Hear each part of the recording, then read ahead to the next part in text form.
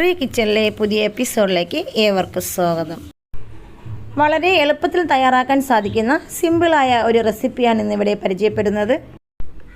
അതിനായി 2 ടീസ്പൂൺ നെയ്യ് ഒഴിച്ചു കൊടുക്കാം. ഇവ ചൂടായി വരുമ്പോഴേക്കും ബേ ലീഫ് ഇട്ട് കൊടുക്കാം. ബേ ലീഫ് ഇട്ട് നന്നായി മൂപ്പിച്ചെടുക്കാം. അതോടൊപ്പം കറിവേപ്പിലയും ചേർത്ത് കൊടുക്കുന്നുണ്ട്. ഇവ നന്നായി മൂത്ത് വരുമ്പോഴേക്കും ഒരു പിടി ചെറിയ ഉള്ളി, 4 അല്ലി വെളുത്തുള്ളി ഇവ ചെറുതായി അരിഞ്ഞത് ചേർത്ത് കൊടുത്ത് നന്നായി വഴറ്റിയെടുക്കാം. ഇതിലേക്ക് 1 ടീസ്പൂൺ ഉപ്പ്, 1 ടീസ്പൂൺ മുളക് പൊടി ഇവയും കൂടി ചേർത്ത് നന്നായി മിക്സ് ചെയ്തെടുക്കാം. ഓണിയൻ റൈസ് തയ്യാറാക്കുന്നതിന് ആവശ്യമായ കൂട്ട് റെഡി ആയിട്ടുണ്ട്. ഇതിലേക്ക് വേവിച്ച് മാറ്റി വെച്ച ചോറിട്ട് കൊടുക്കാം. ഇതിലേക്ക് ഏത് ചോറും ചേർക്കാവുന്നതാണ്. ബസുമതി റൈസോ സാധാ വീട്ടിൽ തയ്യാറാക്കുന്ന വെള്ളരി ചോറ് ഏതും തന്നെ തയ്യാറാക്കാവുന്നതാണ്. ഇതിലേക്ക് ഒരു പിടി മല്ലിയിലയും കൂടി ചേർത്ത് നന്നായി മിക്സ് ചെയ്തെടുക്കാം.